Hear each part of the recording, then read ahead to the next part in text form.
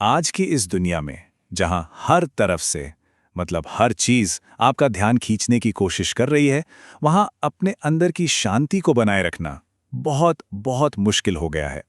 तो चलिए आज इसी अंदर की दुनिया के कुछ राज समझने की कोशिश करते हैं। कभी ऐसा महसूस हुआ है कि चारों तरफ सब कुछ है, सारी सुविधाएं हैं, लेकिन फिर भी अंदर एक अजीब सा खालीपन है?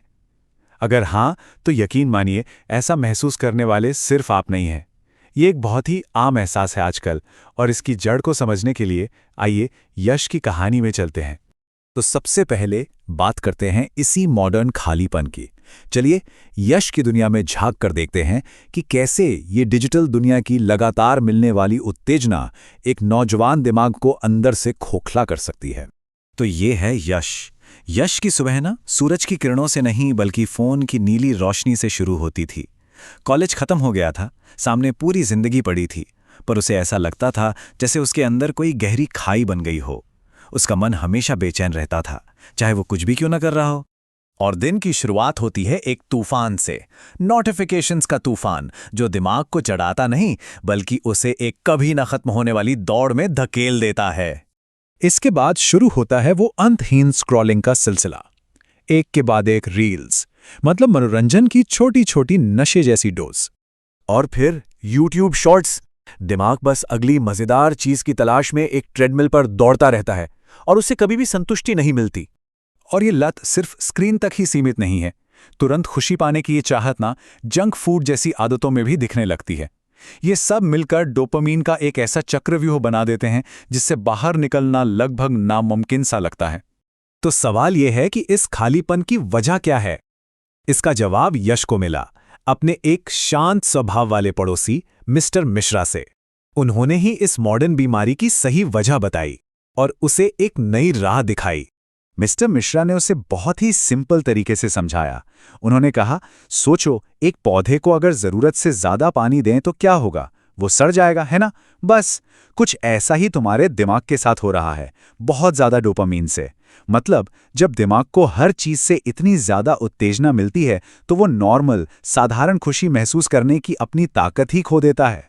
और फिर उन्होंने एक बहुत गहरी बात कही। उन्होंने यश से कहा, तुम खुशी को नहीं बल्कि उस खुशी की क्रेविंग यानी लालसा को खा रहे हो। असली संतुष्टि और बस ज्यादा पाने की चाहत, इन दोनों के बीच का फर्क समझना बहुत जरूरी है। इसे ना अर्जुन की कहानी से समझते हैं। अर्जुन पहले गुड़ के एक छोटे से टुकड़े से ही खुश हो जाता था, फिर उसे जलेबी मिली, फिर चॉकलेट, फिर केक। धीरे धीरे उसका स्वाद इतना बिगड़ गया कि उसे किसी भी मीठे में मजा ही नहीं आता था, बस और खाने की तलब लगी रहती थी। बिल्कुल यही हमारे दिमाग के साथ होता है। तो फिर इस चक्र को तोड़ा कैसे जाए? इसका पहला कदम है एक प्लान, जिसे कहते हैं डोपामीन डिटॉक्स। ये दिमाग को रीसेट करने का एक तरीका है ताकि वो अपनी नॉर्मल हालत में वापस आ सके। तो ये डोपामीन डिटॉक्स आखिर है क्या? देखिए, इसका मतलब सब कुछ छोड़ देना नहीं है, ये तो बस कुछ समय के लिए जानबूझकर अपने दिमाग को थोड़ा आराम देने की कोशिश है। कम उत्तेजना वाली चीजें करना ताकि ब्रेन का जो बेसलाइन है वो नीचे आ सके और वो फिर से छोटी छोटी खुशियों को महसूस कर पाए। यश ने भी इसे धीरे धीरे शुरू किया, कंट्रोल वापस पाने के लिए।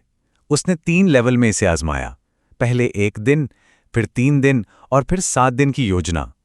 इससे ये बड़ी चुनौती छोटे छोटे आसान कदमों में बंट गई।